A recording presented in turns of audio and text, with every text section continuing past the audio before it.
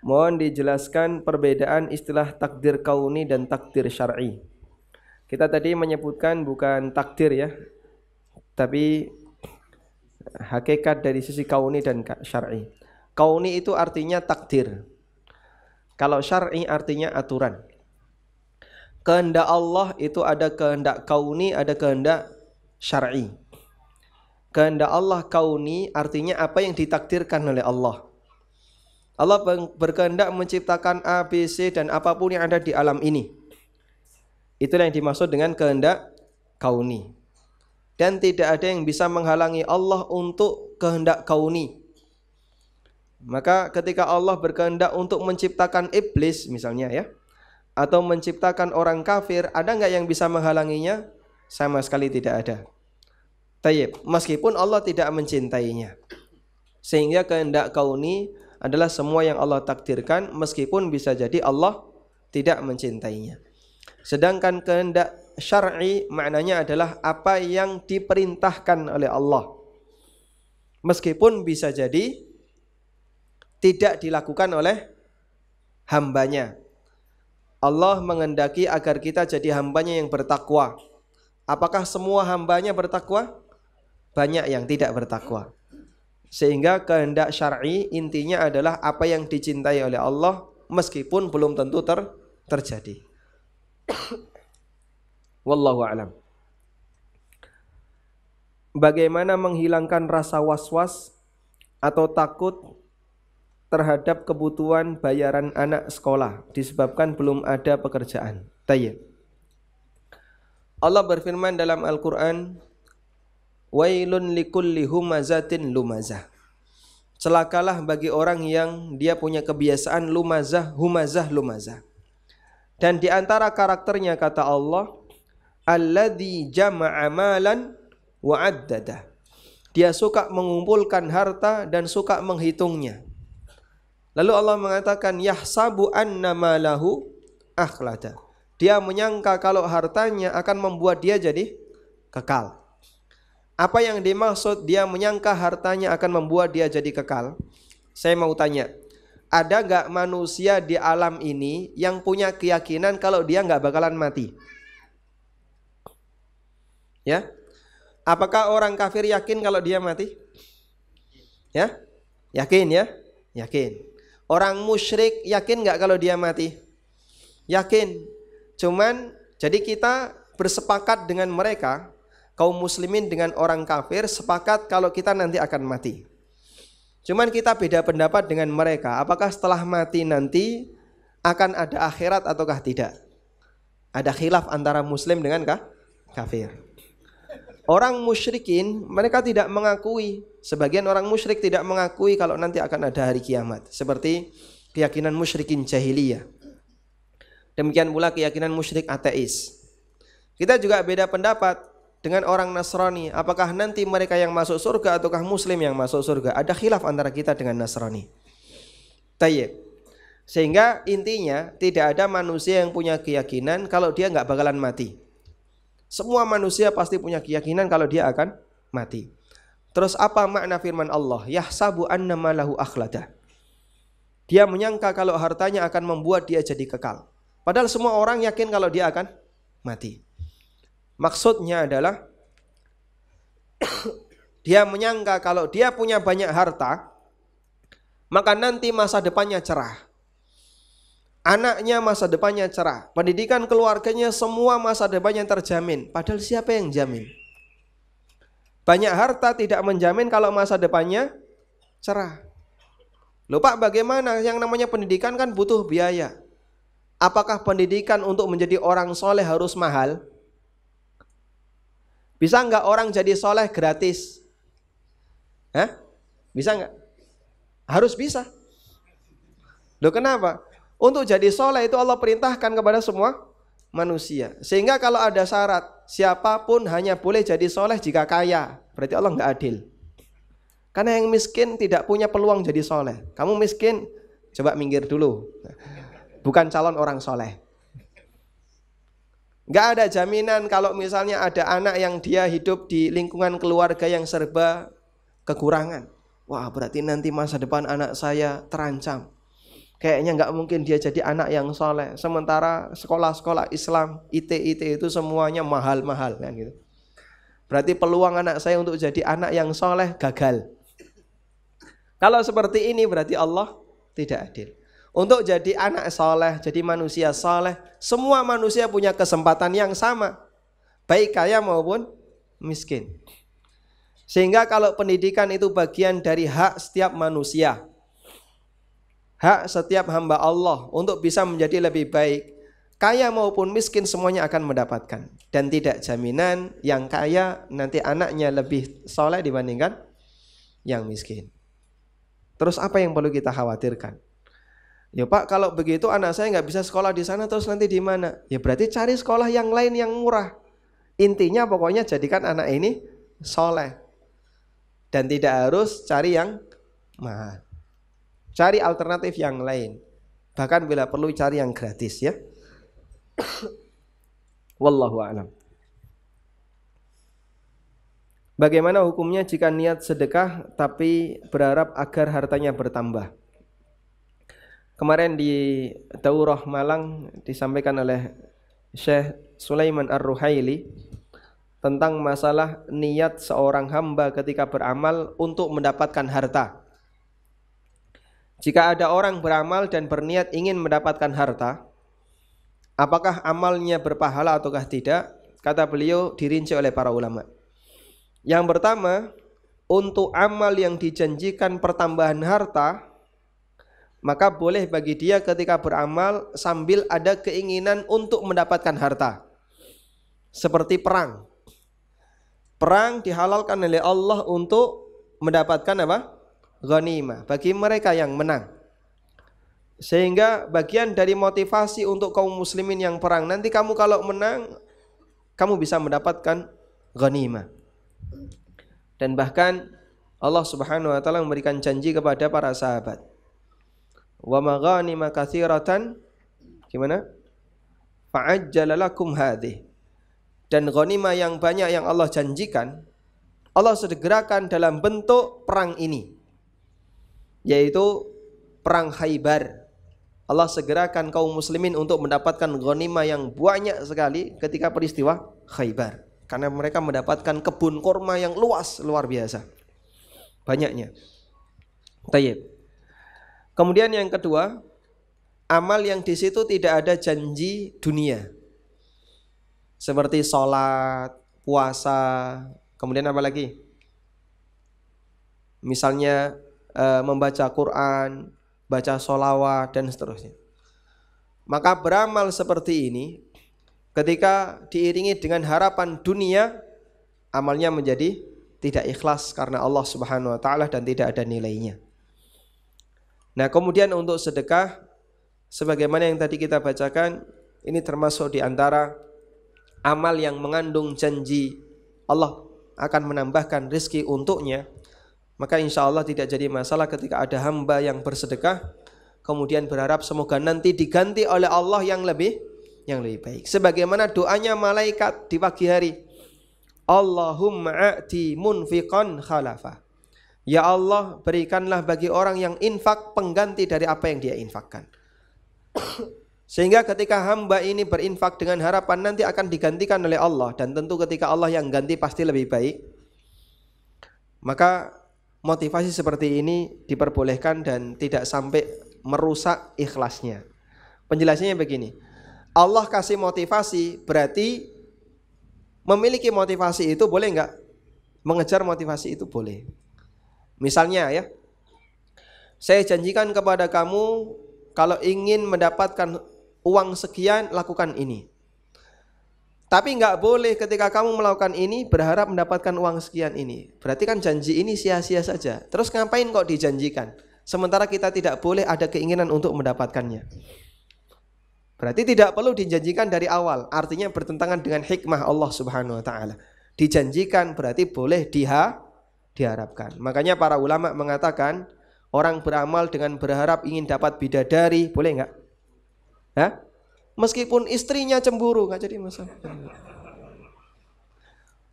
Orang beramal dengan harapan ingin mendapatkan surga, silahkan, boleh-boleh saja. Kenapa? Karena ini dijanjikan oleh Allah. Dijanjikan berarti boleh diharapkan. Kalau dijanjikan tidak boleh diharapkan, berarti janji Allah sia-sia. Dan itu bertentangan dengan hikmah Allah Subhanahu wa taala. Wallahu a'lam. Ada pertanyaan bagus sekali ya, diketik. Sudah disiapkan dari rumah. Assalamualaikum. Waalaikumsalam. Bagaimana hukum sebuah gamis dari uang orang tua yang sebenarnya seorang akhwat minta ke orang tua untuk membayar kontrakannya, tapi setelah dia minta pingin beli gamis terlebih dahulu. Setelah 1 bulan akhwat itu mengganti uang itu, tapi gamis itu sudah dipakai untuk ibadah. Bagaimana hukumnya? Hukumnya mubah. Gamisnya mubah, uangnya dari orang tua, dia punya hak untuk meminta nafkah berupa pakaian dari orang tuanya. Tapi kalau sudah nikah jangan minta orang tuanya. Yang diminta siapa? Suaminya. Assalamualaikum. Waalaikumsalam. Saya mau menjual rumah karena ingin keluar dari riba. Dalam proses penjualannya saya memakai jasa marketing atau calo. Yang saya tanyakan adalah apakah diperbolehkan proses jual beli tersebut? Karena dalam penjualannya melibatkan orang kedua atau calo, sehingga pembeli rumah mendapatkan harga lebih mahal dari harga yang ana pasarkan. Contoh, harga ana 130 juta, marketing 140 juta. Tayyib. Jadi proses pencaloan atau praktek pencaloan ini dalam bahasa Arab disebut dengan samsaroh. Pelakunya namanya simsar. Namanya simsar, ya. Kalau punya anak laki-laki jangan dinamai simsar, artinya calo. Dan calo seperti ini adalah tradisi pedagang di zaman sahabat. Bahkan Abdurrahman bin Auf radhiyallahu anhu ketika beliau mengawali bisnisnya dari titik nol setelah meninggalkan Mekah menuju Madinah, jatuh semua hartanya ditinggalkan, jatuh miskin. Dari titik nol, mulai dari nol. Seperti Pertamina ya, mau ngisi BBM mulai dari nol Pak ya. Beliau mengawali bisnisnya mulai dari nol. Apa yang dilakukan oleh Abdurrahman bin Auf? Abdurrahman tidak nyari modal. Tapi Abdurrahman apa? Minta ditunjukkan di mana pasar. Setelah itu beliau melakukan sebagaimana kebiasaan bisnis sebelumnya, yaitu jadi calo. Mempertemukan antara penjual dan pembeli. Beliau pelajari karakter masing-masing penjual di situ. Penjual A produknya apa saja, penjual B produknya apa saja, dan begitu seterusnya. Dalam satu pasar beliau pelajari. Selanjutnya Abdurrahman tunggu di depan pasar. Ada orang masuk, ditanya, "Bapak butuh apa?" "Butuh ini." "Baik, bisa saya tunjukkan tempat yang bagus." Dan begitu seterusnya. Dari hasil seperti ini Abdurrahman bisa membawa apa? Emas sebesar 1 kurma. Biwasni nawatin minat dhahab. Emas sebesar 1 kurma. Emas 1 genggaman, 1 kurma. Tayyib. Ini beratnya berapa, Pak? Lihat saja nggak pernah apalagi nimbang ya. Itu dari hasil tadi, Pak. Makanya jadi calo itu bukan sesuatu yang tercela. Terus proses pencaloan itu ada 2. Simsar itu ada 2. Yang pertama, simsar yang harganya ditetapkan oleh pemilik barang. Sementara pihak calo hanya dikasih fee. Misal, tanah ini atau rumah ini saya jual dengan harga 130. Tolong jangan dinaikkan, tawarkan ke konsumen 130. Nanti kalau laku kamu saya kasih 2%. Baik. Ketika calo setuju, maka dia nanti terlarang untuk menaikkan harga.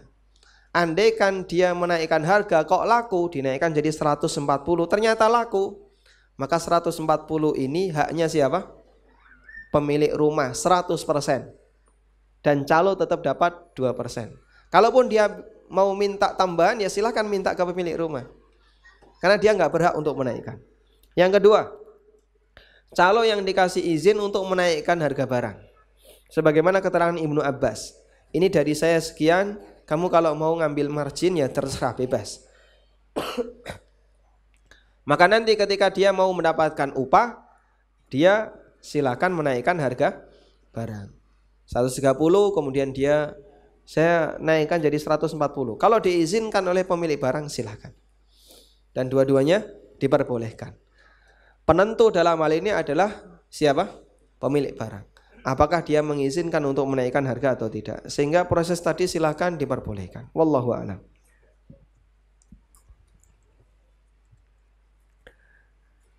Saya jamin semua pertanyaan tidak terjawab. Bukan begitu, kalimatnya beda ya.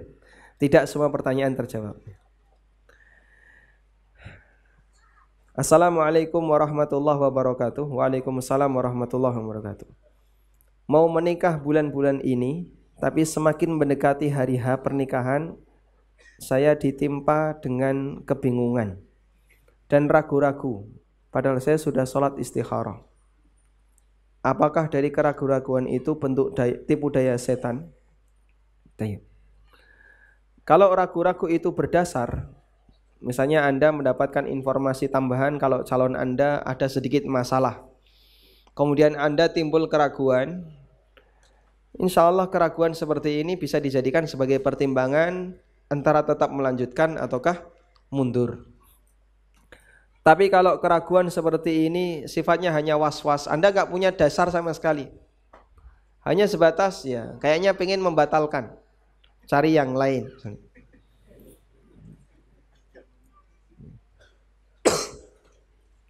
Maka yang tidak beralasan seperti ini tolong Anda singkirkan, dan bisa jadi itu was-was setan. Setan ingin menggoda Anda agar tetap jadi jomblo, sehingga dia masuk dalam jaringan jovisa. Apa itu? Jomblo fi sabilis syaitan. Dan itu bahaya ya. Bertahan dalam kondisi jomblo biar dia bisa nanti nador kanan nador kiri ya. Koleksi nador.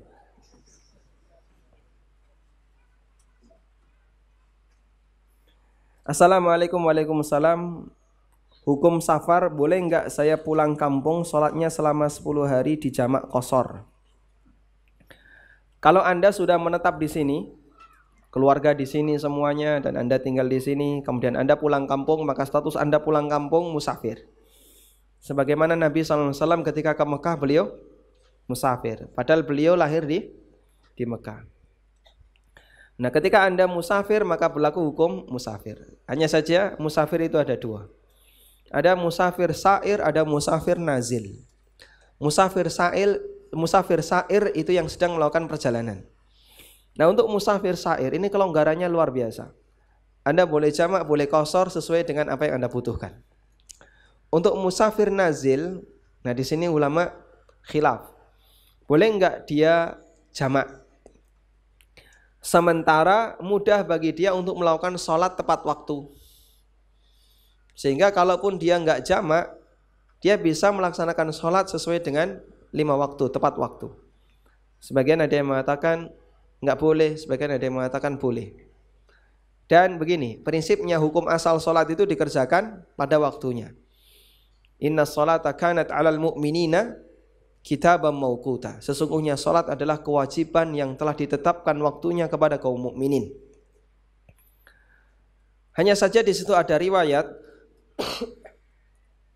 terkait apa yang dilakukan oleh Nabi SAW sewaktu beliau di Tabuk. Pada waktu Nabi SAW di kota Tabuk atau di daerah Tabuk, beliau berdiam di situ selama 20 hari.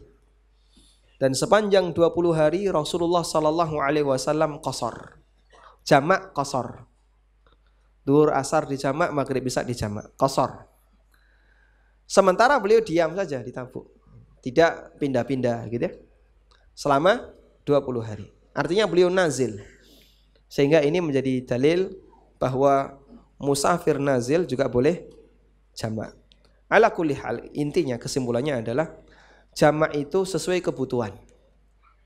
Kalau sekiranya meskipun Anda nazil tapi Anda butuh jamak, misalnya Anda singgah di satu tempat dan di situ Anda sibuk sekali.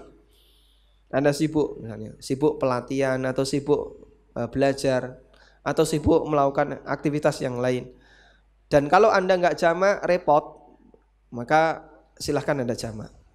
Tapi sekiranya Anda longgar, misalnya pulang kampung, pekerjaan di rumah cuman kalau nggak tidur makan ya. semua sudah disediakan orang tua, maka Anda tidak perlu jamak. Wallahu a'lam. Assalamualaikum. Waalaikumsalam. Allah berjanji bahwa orang yang bertakwa maka akan Allah beri rizki dari arah yang tidak disangka. Lalu bagaimana dengan orang yang bertakwa namun miskin? Apakah ada yang salah? Kembali kepada hakikat rizki. Hakikat rizki adalah apa yang dia makan, yang dia pakai. Bisa jadi dia miskin dan dia nggak kepikiran. Besok saya makan apa? Ternyata ada saja makanan yang masuk. Entah dari kondangan ya, entah dari tasyakuran tetangganya, atau dia ya dikasih ada orang yang sedang khitanan dan seterusnya. Ya. Atau misalnya dia dikasih orang lain makanan dan seterusnya. Sehingga selama dia bisa makan hari itu berarti dia punya rezeki. Persamaan rezeki dari hasil tawakal yang dijanjikan oleh Nabi SAW itu sebagaimana rizkinya burung. Itu hasil rizki tawakal, Pak. Rizki hasil tawakal. Lau tawakkaltum haqqat tawakkuli la razaqakum kama yurzaku at-tayr. Kalau kalian tawakal sepenuh hati. Ini bukan tawakal yang ringan, tapi tawakal sepenuh hati. Haqqat tawakkul. Tawakal yang sebenarnya. Maka Allah akan kasih rizki kepada kalian sebagaimana layaknya rizki kepada burung. Burung itu dikasih rizki dan bentuknya dua hal. Pertama, apa yang penuh di perutnya. Yang kedua, jatah untuk nanti malam. Simpanan tapi besok habis. Sehingga rizki hasil tawakal itu bagi hamba adalah apa yang bisa mengenyangkan dia pada saat dia sedang makan, dan simpanan sehingga sampai besok pagi dia masih bisa makan. Itulah rizki hasil tawakal. Sehingga tidak ada yang salah kalau dia sudah bertakwa tapi miskin. Nabi SAW bertakwa dan beliau nggak punya apa-apa. Tidak ada yang salah. Terus bagaimana dengan janji Allah tadi? Nah, beliau kan tetap makan. Beliau punya rizki dalam arti punya makanan setiap hari. Datang dari arah yang tidak diduga-duga. Hari ini kelaparan, alhamdulillah ternyata ada kajian di masjid, ada snacknya gratis. Takmir kecipratan. Alhamdulillah. Marbot yang nggak punya duit tapi gemuk. Karena di masjidnya sering ada kajian ibu-ibu. Nah, biasanya kalau kajian ibu-ibu snacknya banyak. Wallahu a'lam. Assalamualaikum. Waalaikumsalam. Apakah utang atau mendapatkan pinjaman termasuk riba? Utang bukan riba. Nabi SAW pernah berutang, sahabat juga pernah berutang. Maka bedakan uang utang dengan uang riba. Orang utang di bank 100 juta, bunganya 8%.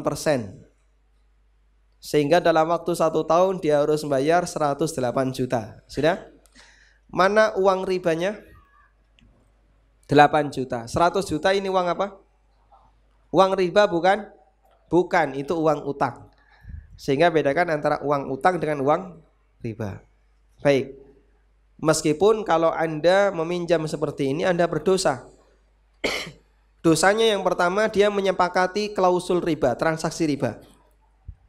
Yang kedua kalau dia membayar 8% tadi, 8 jutanya, maka dia statusnya pemberi makan riba. Dan itu dilaknat oleh Nabi Sallallahu Alaihi Wasallam.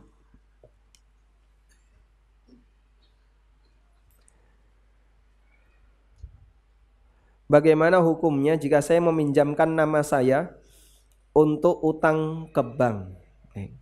Anda termasuk bagian dari ta'awun 'alal ismi wal udwan. Jadi kalau sudah tahu ini nanti mau dipakai untuk utang ke bank, jangan dikasih pinjam nama, jangan dikasih KTP ya. Karena termasuk tolong menolong dalam maksiat. Assalamualaikum. Waalaikumsalam. Hakikat sholat duha membuka pintu rizki, apakah itu benar? Hadis riwayat Abu Dawud dan yang lainnya. Rasulullah SAW bersabda, Allah berfirman, Ya ibadi, akfini arba'a raka'atin min awalin nahar, akfika akhirahu.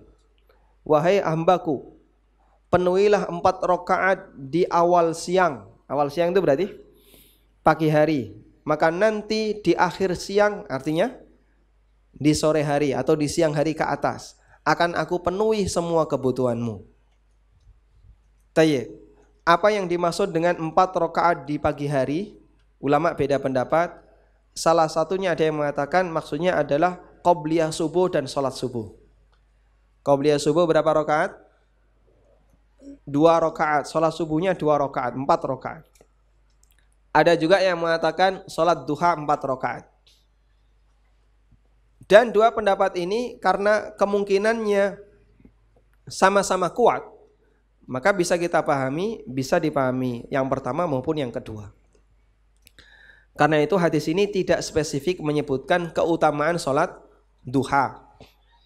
Cuman orang sering memberikan ini sebagai motivasi. Kalau pengen sugih, utangnya cepat lunas, rajin-rajin sholat duha. Dalil khususnya tidak ada selain hadis ini. Itu pun masih bisa dipahami. Maksudnya adalah 2 rakaat qabliyah subuh dan 2 rakaat sholat subuh. Wallahu a'lam.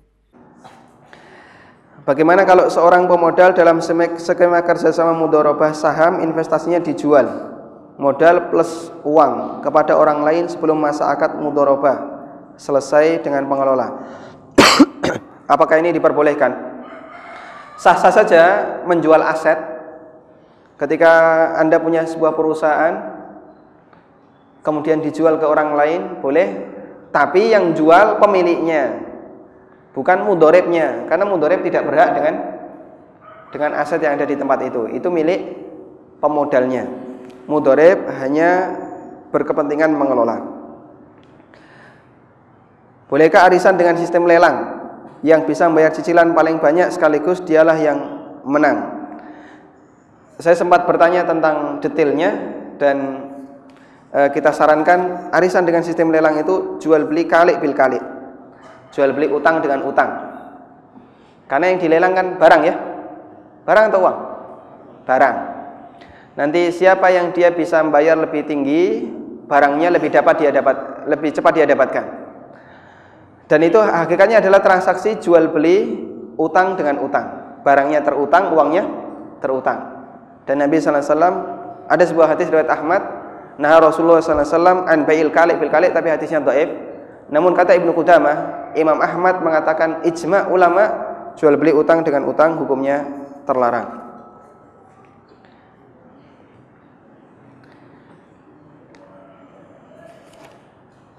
Bagaimana hukum bisnis jual beli alat musik? Alat musik tidak ada peluang untuk dipakai sesuatu yang halal. Apa manfaat halal dari alat musik? Kalau ada, diperbolehkan. Kalau nggak ada, nggak boleh. Dan manfaat halal dari alat musik nggak ada, kecuali kalau mau dipakai kayu bakar. Ya. Saya beli gitar, dipakai apa Pak? Untuk godok jagung.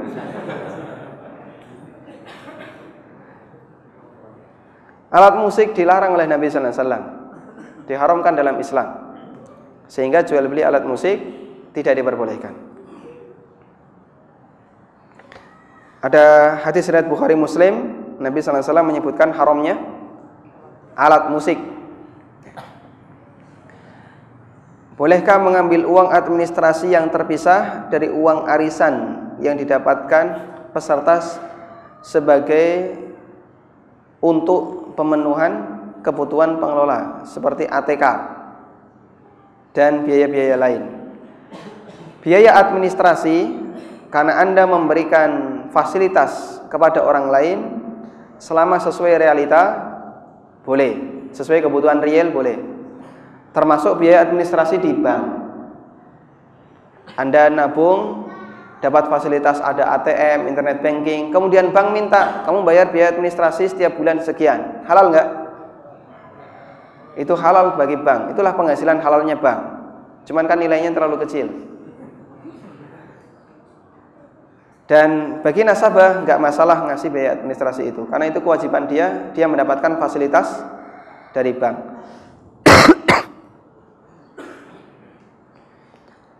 Saya bekerja di perusahaan pembuat sepatu Nike. Setelah saya tahu bahwa brand tersebut adalah salah satu yang giat menyumbang LGBT, atau Israel. Saya pikir untuk keluar. Apakah keputusan saya tepat? Bagaimana menurunkan keyakinan sekedar keluar, saya bisa bertahan, usaha sendiri ya. Kalau sekiranya Anda tidak nyaman di situ, karena kita melihat kejahatan Nike sudah banyak ya. Nike ini termasuk perusahaan yang jahat kepada Islam. Dia yang mempromosikan LGBT gencar-gencaran, kemudian banyak terang-terangan menghina Islam. Maka kalau misalnya kita dengan pertimbangan itu biar jadi pelajaran bagi Nike, nggak ngefek ya. Kalau Anda bisa gerakkan semua karyawan, mari kita keluar bersama-sama sampai Nike-nya bangkrut, kira-kira bisa nggak Pak? Sebenarnya juga nggak ngefek. Yang lebih kita tekankan itu pada konsumennya, ya hindari beli produknya Nike, hindari sebisa mungkin, karena ini produk yang pemiliknya bermasalah. Sebenarnya produknya halal-halal saja. Anda bekerja di situ pun insya Allah halal, penghasilan Anda halal, karena kita tidak bertanggung jawab terhadap sikap yang dilakukan oleh pemilik perusahaan. Mau pemilik perusahaan setelah dapat uang kemudian dipakai untuk dukung Israel atau dipakai untuk dukung LGBT dan seterusnya, ini di luar tanggung jawab kita. Yang penting hubungan kita dengan dia hubungan yang halal. Saya bekerja untuk memproduksi sesuatu yang halal. Cuman dari sisi moral mungkin kita tidak nyaman. Oh, ini kok ternyata perusahaannya jahat terhadap kaum muslimin, suka menzalimi kaum muslimin. Kemudian sebagai bentuk sikap moral itu kita keluar. Boleh-boleh saja dan tawakal kepada Allah Subhanahu wa taala, karena semua rezeki telah dijatah oleh Allah Subhanahu wa taala. Meskipun kita tidak tahu berapa jatah rezeki kita. Tugas kita hanyalah bekerja mencari yang halal, mengenai hasil Allah Subhanahu wa taala yang menentukan.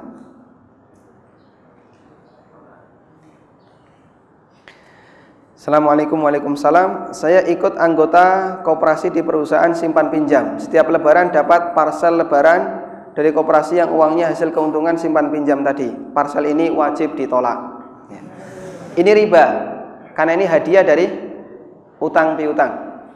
Dan hadiah dari utang piutang ada dua fatwa yang diberikan oleh Ibnu Umar dan Ibnu Abbas. Anda punya dua pilihan. Pertama, ditolak, atau yang kedua, hitung sebagai bagian dari pelunasan. Ketika Anda dapat parsel itu, maka parsel ini adalah senilai potongan uang Anda yang ada di koperasi tadi. Potong uang saya senilai sekian sebagai harga dari parsel. Kalau Anda bersedia itu, parsel ini halal. Tapi kalau tidak, parsel ini riba. Dan karena transaksinya koperasi simpan pinjam ini transaksinya riba, kami sarankan keluar saja dari koperasi ini. Jangan dukung transaksi riba. Kalau nggak bisa keluar bagaimana? Ya naruh uangnya yang paling minimal. Minimal berapa? Nggak ada batas ya, kasih 500 rupiah gitu ya. Berapa persen boleh mengambil keuntungan dalam Islam, baik jual beli secara kontan maupun kredit? Tidak ada batas. Orang boleh mengambil keuntungan dengan nilai berapapun selama tidak melebihi harga pasar. Tolong bedakan ini. Ada harga pasar, ada keuntungan. Kalau harga pasar ini ada standarnya. Apa yang berlaku di masyarakat itu harga pasar. Kalau keuntungan tidak ada standarnya. Orang boleh mendapatkan keuntungan berlipat-lipat terserah. Sahabat Abdullah bin Zubair pernah mendapatkan warisan dari bapaknya Zubair bin Awam berupa tanah. Kemudian tanah itu dijual oleh Abdullah bin Zubair dengan keuntungan 90 kali lipat. Hadisnya riwayat Bukhari Muslim. Kemudian sebagai contoh begini. Ada orang yang dia profesinya sebagai pelukis. Dia ngelukis, modalnya apa? Kain kanvas, cat, alat lukis. Selesai ya. Berapa itu kira-kira modalnya? Maksimal 300.000. Begitu jadi lukisan, harganya 30 juta. Untung berapa persen? Halal nggak ini? Halal. Ada orang yang nyari kayu gaharu di hutan. Kayu garu di sini per kilo berapa, Pak? Belasan juta lah ya. Belasan juta. Padahal ketika dia nyari garu, modalnya berapa ribu? Paling modalnya ya geraji, kapak ya, arit, cangkul, tambah makan siang, autan. Ini modalnya. Tapi kalau sudah dapat kayu garu itu dijual ke kota, nilainya bisa berlipat-lipat. Baik. Maka antara keuntungan dengan modal selisih itu bebas. Yang penting tidak di atas harga pasar. Sistem kredit rumah yang sesuai syariah. Kalau Anda kredit dari pemilik langsung pasti sesuai syariah. Kredit dari pemilik langsung pasti sesuai syariah. Mau harganya ada kenaikan maupun tidak ada kenaikan, pendapat jumhur ulama boleh. Kalau tunai misalnya 300 juta, kalau kredit 5 tahun 500 juta. Kalau dari pemilik langsung halal, silahkan, boleh. Tapi kalau dari lembaga keuangan, kredit segitiga ini haram, dan inilah yang dilarang. Makanya kredit yang syar'i itu kredit dari pemilik langsung. Hukum Islam tentang asuransi syariah. Saya pernah tanya kepada salah satu mantan manajer asuransi syariah. Jadi itu kan gabungan dari transaksi asuransi ta'awun dan asuransi komersil, asuransi berbasis investasi. Bagi mereka yang sudah bayar premi, nanti mendapatkan jaminan. Jika Bapak mengalami kecelakaan akan dikasih klaim sekian. Terus uangnya dari mana? Uangnya dari potongan para peserta yang lain. Misalnya ada 100 peserta, maka masing-masing dipotong misalnya 20%. Dipakai untuk dana bersama, jaga-jaga.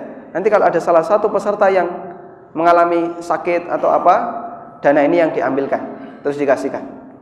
80%-nya diinvestasikan. Kemana investasinya? Ke transaksi saham online, indeks saham. Itu yang dilakukan. Karena mereka tidak melakukan unit bisnis yang real. Mereka tidak buat perusahaan, mereka tidak investasikan ke perusahaan, tidak. Tapi untuk dipakai jual beli saham online. Hasilnya begini. Ketika selesai masa transaksi, masa asuransi, duitnya itu dikembalikan utuh, Terus gimana? Berarti duit kamu ini tidak terjadi keseimbangan. Bayar sekian, dipotong 20%, tapi ternyata ketika balik utuh.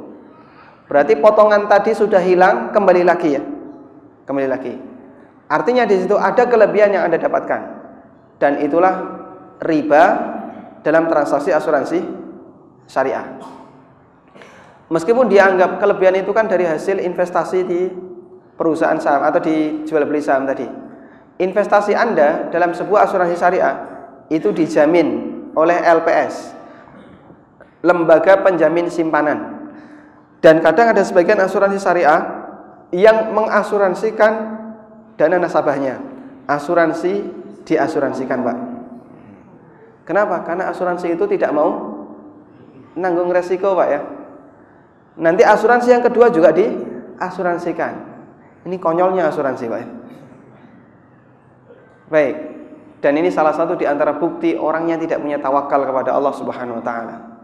Sampai masa depannya digantungkan kepada perusahaan asuransi. Ada orang yang misalnya ya, bayar premi 500 juta, bulan pertama bayar, bulan kedua bayar, bulan ketiga bayar, terus mati. Untung atau rugi? Preminya 500.000, dapat 500 juta kalau mati. Baru 3 kali bayar premi mati, dapat 500 juta. Untung atau rugi, Pak? Untung ya. 500 juta, Pak.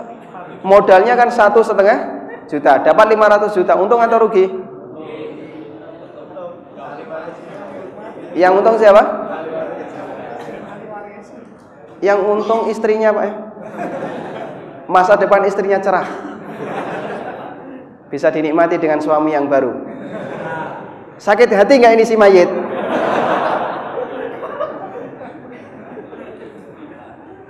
Makanya untuk menjamin masa depan bapak-bapak, asuransikan istrinya. Baik, ini kan cara berpikir yang aneh. Ada orang yang bayar sesuatu yang sedikit untuk mendapatkan kemenangan nilai yang besar, tapi yang jadi taruhan adalah kesehatan dia, keselamatan dia, bahkan nyawanya. Dan orang rela untuk membeli peluang mati dengan bayar. Ini keanehan cara berpikir asuransi. Meskipun setan menggodanya, kan masa depan kamu tidak pasti, kamu nggak jelas apakah nanti bisa menjamin kesejahteraan keluargamu atau tidak. Yang jamin Allah Subhanahu wa taala, bukan lembaga asuransi. Wallahu taala alam. Semoga yang kita sampaikan ini bermanfaat.